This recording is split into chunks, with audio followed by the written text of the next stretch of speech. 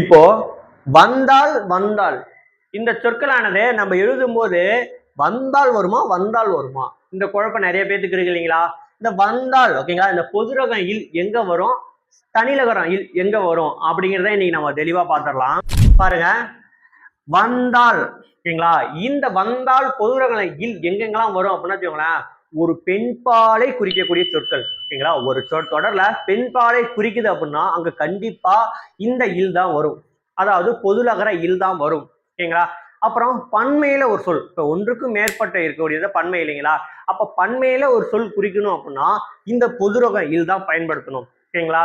ஒரு தொடர்ல ஒரு வினை முற்றா அமைஞ்சுது அப்படின்னா அந்த வினை முற்றானது இந்த பொதுரகம் இல்லாதா இருக்கும் ஓகேங்களா. ஒரு வினை முற்று ஒரு தொடர்ல அமையுது அப்படின்னா அந்த தொடரானது இந்த இல்லாதான் இருக்கும் ஓகேங்களா.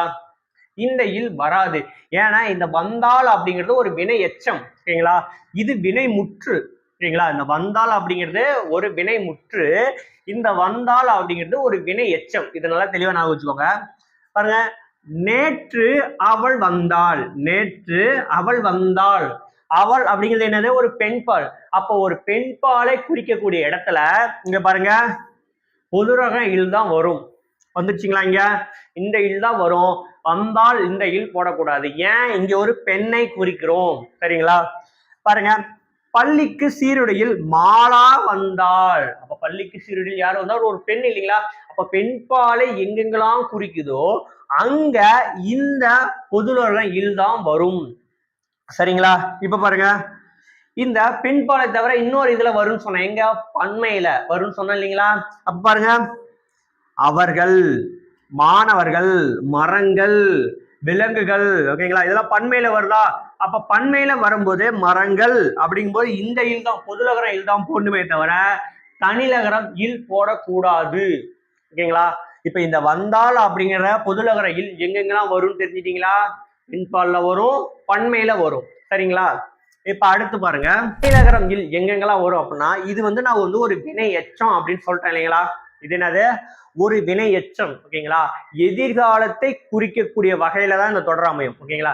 எதிர்காலத்தை குறிக்கிற அப்படின்னா ஓகேங்களா, நீ ஒரு தொடர்ல எதிர்காலத்தை குறிக்க போற அப்படின்னா இந்த இல் தான் போடணும் ஓகேங்களா. இந்த இல் வந்து கடந்த காலம். இப்ப பாருங்க, நேற்று அவள் வந்தாள், முடிஞ்சு போச்சா. பள்ளிக்கு சீருடையில் மாலா வந்தாள், முடிஞ்சு போச்சு ஓகேங்களா.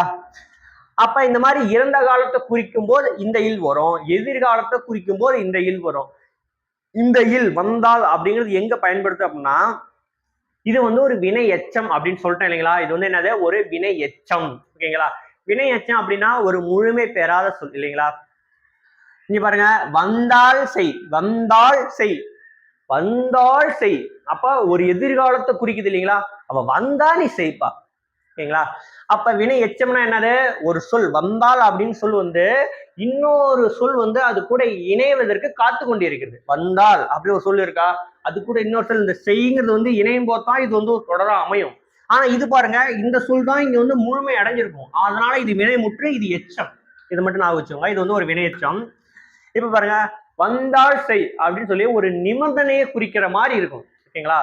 ஒரு நிபந்தனை எங்கெங்கெல்லாம் வருதோ ஓகேங்களா, ஒரு நிபந்தனை நீ வைக்கிற அப்படின்னா அங்க வந்து இந்த வந்தால் அப்படிங்கிற ஒரு உங்க தனிலகர இல் தான் வரும். பாருங்க, வந்தால் செய், அப்ப வந்தா நீ செய், இல்லைன்னா விட்டு ஓகேங்களா. பாருங்க, அவன் வந்தால்தான் விளையாட போவோம் ஓகேங்களா. அவன் வந்தாதான் நாங்க விளையாட போவோம்பா, இல்லைன்னா நாங்க போக மாட்டோம். அப்ப அவன் வந்தால், இப்ப வந்தால் சொல்லி எதிர்காலத்தை குறிக்குது இல்லைங்களா. ஒரு நிபந்தனை வைக்கிறோம் இல்லைங்களா, அவன் வந்தாதான் நாங்க போவோம், இல்லைன்னா நாங்களாம் போக மாட்டோம் அப்படின்னு சொல்லி நம்ம ஒரு நிபந்தனை வைக்கிறோம் இல்லைங்களா.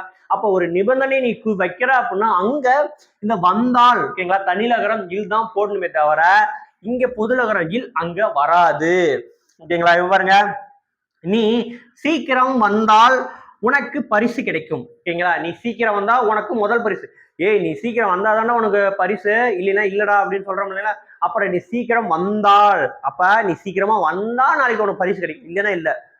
அப்ப எதிர்காலத்தை குறிக்கக்கூடிய வகையில இந்த தொடர் அமையுது, ஒரு இறந்த காலத்தை குறிக்கக்கூடிய தொடர்ல இந்த அமையுது சரிங்களா.